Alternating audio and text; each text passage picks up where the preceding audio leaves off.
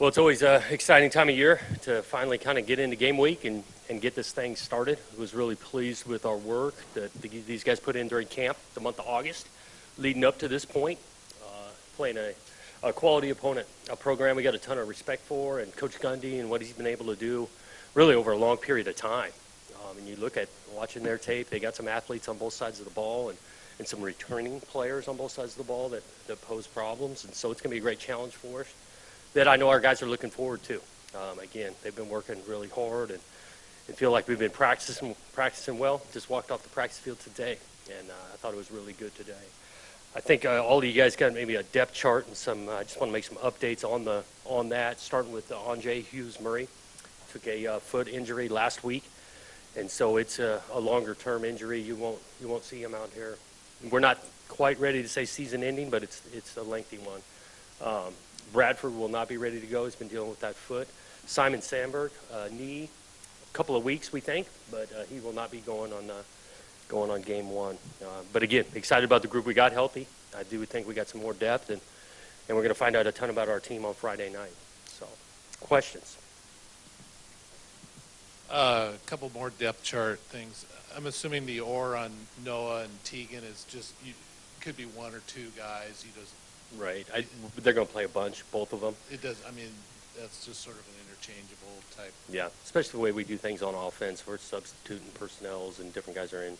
But both those guys we feel are starters, and they'll be on the field some on this at the same time. And then where are you at on Jalen at this point? Is he? J-Mo? Yeah. Yeah, he's working through it. He did a little bit more today. And that'll be a kind of a call if he's good to go on Saturday or not. You talked about the depth. How difficult or was it easy to kind of come up with the two deep and get guys into positions that you feel like have earned that through camp? Yeah, it's never easy. I mean, some positions it's pretty clear. And some of the depth chart, we don't put our starting 11 on punt on the depth chart. We got some starters on special teams that maybe aren't on that too deep, but it was competitive. It really was. I feel like we got more depth and feel good about not just the guys on that list, really the whole group that it's been competitive, and we got some depth.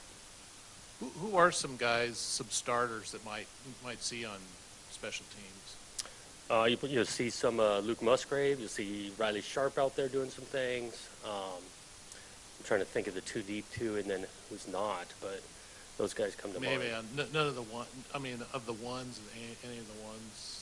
On that, yeah. We play some starters on teams for sure. Who?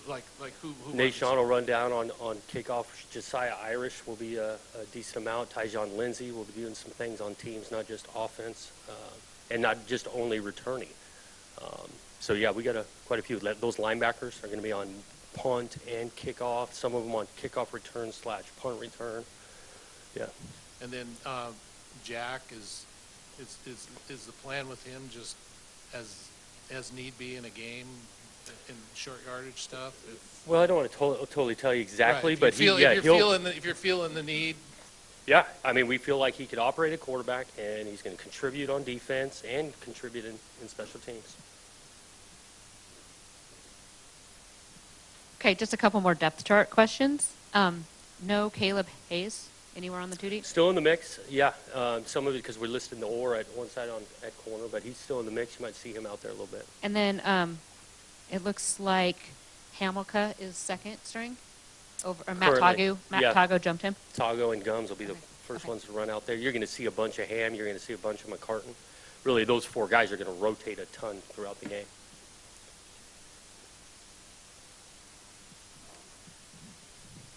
Hey, Coach. Compared to last year at this time, your team strength and your team chemistry, how much further along are you in those two categories? Yeah, I think we've made some huge strides in both of them. The strength piece we've talked a lot about. I think the offseason they did a great job. Started with our strength staff and the work that those guys put in and things. I think our chemistry has continued to grow. I like the way we're working and doing it together, so I think we're much further along. Looking ahead at Oklahoma State, their offense is explosive.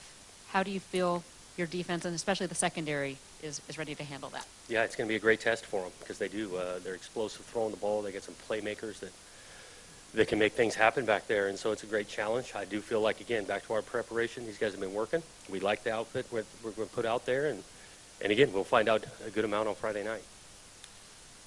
Last year you opened on the road, this year's at home. I know there's some obvious differences to that. But what are maybe some under the radar things that make it beneficial to starting at home versus the road? Well, the first thing I think is you're just not dealing with the travel. You're going to be playing the game in a comfortable spot where you know. So there's some advantages there. In the lead-up time, you're not getting on an airplane and going and staying in a hotel. I think our home crowd makes a difference, and so anytime you're playing in front of your own fans, it's got to be a difference maker for us. So those things. And then you've been through this quite a few openers yourself. You're playing in Oklahoma State, you played in Ohio State last year, but you've also, I'm sure, in your career have opened with a much easier opponent.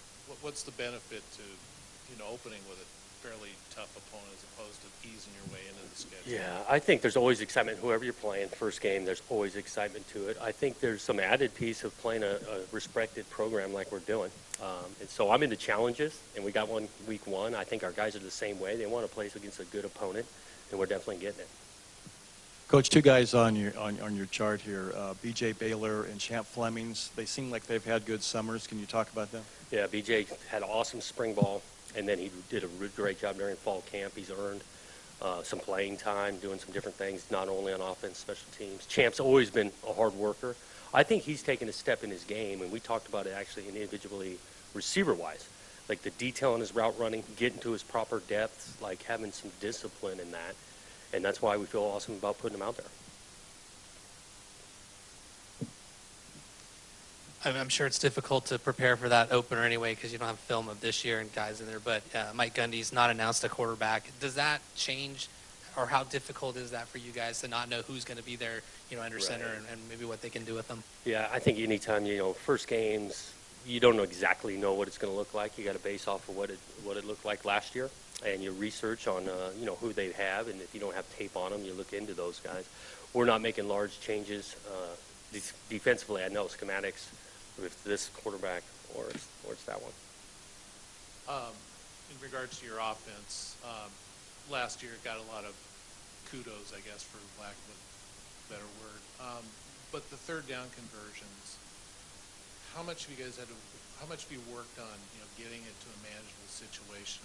Because it looked like if you were 3rd and 5 or better, your chances went way up. Oh, you yeah. had a lot of 3rd and longs last year, and the negative plays. How much is that going to play into the long-term success of the team if you can get that number fixed? We want to be better on 3rd down, and oftentimes, like you're getting to, if you improve on 1st and 2nd down, you're going to improve on 3rd down for the distances part. One of the major things we want to improve on is sack avoidance.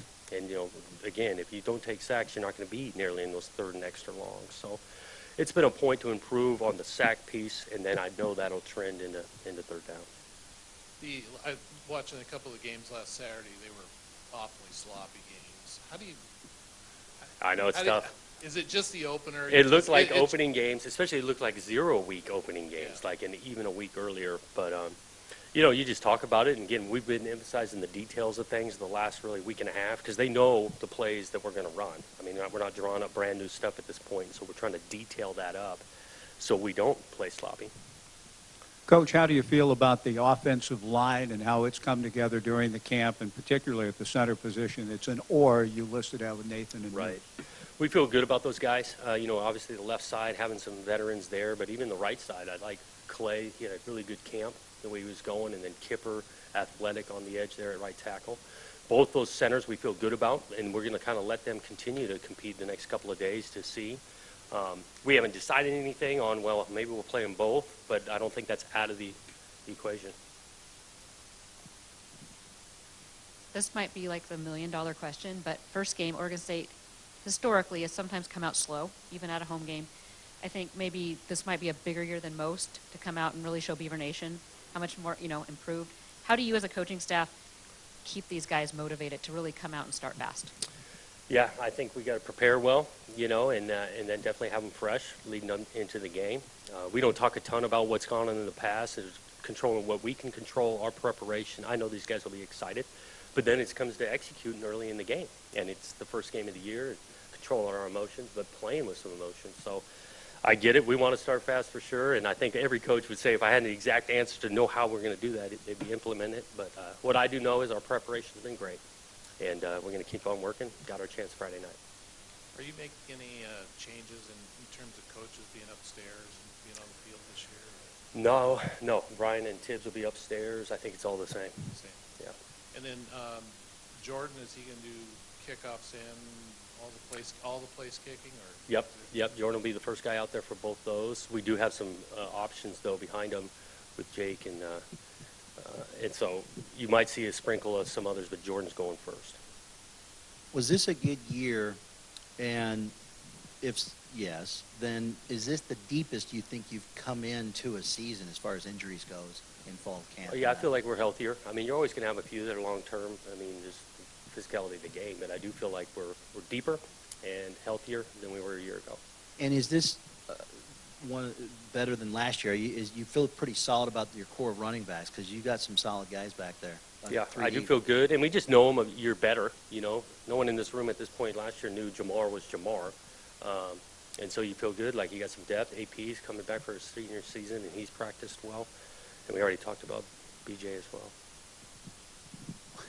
When you say that, Coach, did you know Jamar was Jamar at this time last year? No, I thought he was good. Yeah, I definitely thought he was good, but maybe not quite as good so early. And is that the type of thing in any team to have the kind of success you want? Guys will step up that you're not necessarily expecting to. Per se. Yeah, I mean, games get played, and then some guys do. They rise to the occasion, whatnot, and can handle maybe more than what you were initially giving them, and we're counting on that. Like we're saying, everyone's improving, developing. Got a bunch of sophomores on this team, and so we got some younger guys that'll be playing and showing some things. With Oklahoma State's quarterback situation, are you just expecting they're going to play two guys, and you just go on what they've done in the past, or have you looked a lot at Hawaii to see how Right. one of them? Yeah, I just think in general our plan really doesn't change if one guy's taking the snap and then the next series another guy's taking the snap, and that's how we approach it. Like we're defending their offense, not just one guy. Good. Okay, thanks guys.